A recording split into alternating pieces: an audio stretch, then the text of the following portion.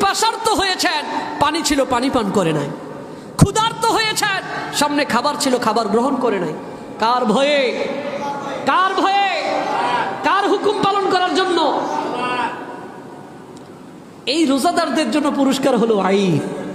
ঈদের দিনে আমার আল্লাহ তাদেরকে খাবারের ব্যবস্থা করে দিয়েছেন। ঈদের দিনে রোজা রাখা হারাম করে দিয়েছেন আমার আল্লাহ। বান্দা খাও, খাইতে হবে তোমাকে। সুবহানাল্লাহ বলে। এতদিন একটি মাস যেই আল্লাহ খাবারকে হারাম করেছেন, ওই আল্লাহ বলেছেন আজকে তোমাকে খাওয়াই লাগবে। এটা কেমন জিনিস বলেন তো? ওই যে মেহমানের মতো। মেহমান আপনার ঘরে গেছে, আপনি না আমার ঘরে আসছে, তুমি না খেয়ে যেতে পারবা না। সুবহানাল্লাহ বলে। তুমি আমার ঘরে আসছো মেহমান, তুমি না খেয়ে যাবে, আমার মান সম্মান থাকবে? তোমাকে খাওয়াই লাগবে, তুমি না খেয়ে যেতে পারবা না। আমার পেটে ভাই ক্ষুধা নাই, পেট ভরা না, তারপরে এত আয়োজন করছে, কিছু না কিছু খেয়ে যাও, অন্তত মিষ্টান্নটা মুখে দাও। তুমি আমার ঘরে আসবা, না খেয়ে যাবা, এটা হতে পারে না। আমার আল্লাহ এমন একটি মাস বান্দা কষ্ট করে রোজা রেখেছে, ঈদের দিনেও বান্দা না খেয়ে থাকবে, এটা হতে পারে না। আমার আল্লাহ বলেন, ও বান্দা, ঈদুল ফিতরের দিনে কোনোভাবেই রোজা চলবে না, না খেয়ে থাকা চলবে না, না খেয়ে থাকা চলবে না। অবশ্যই অবশ্যই তোমাকে আমি খাওয়ায়া ছাড়বো। সুবহানাল্লাহ।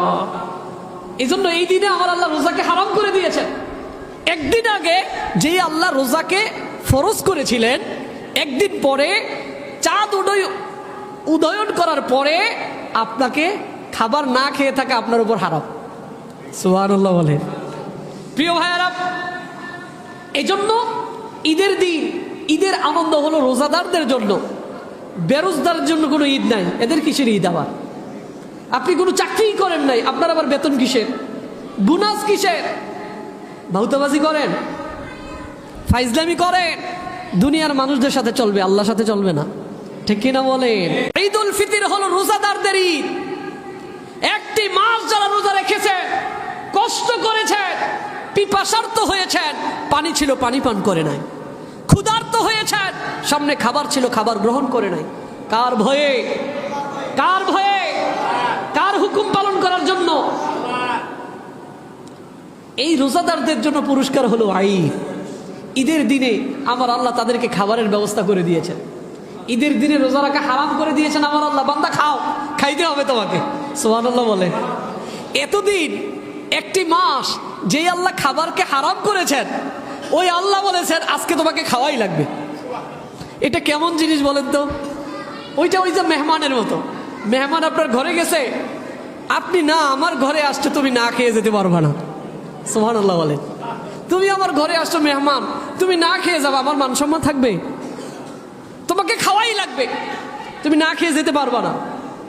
আমার পেটে ভাই ক্ষুধা নাই, পেট ভরা না, তারপরে এত আয়োজন করছে, কিছু না কিছু খেয়ে যাও, অন্তত মিষ্টান্নটা মুখে দাও। তুমি আমার ঘরে আসবা, না খেয়ে যাবা, এটা হতে পারে না। আমার আল্লাহ এমন একটি মাস বান্দা কষ্ট করে রোজা রেখেছে, ঈদের দিনেও বান্দা না খেয়ে থাকবে, এটা হতে পারে না। আমার আল্লাহ বলেন, ও বান্দা, ঈদুল ফিতরের দিনে কোনোভাবেই রোজা চলবে না, না খেয়ে থাকা চলবে না, না খেয়ে থাকা চলবে না।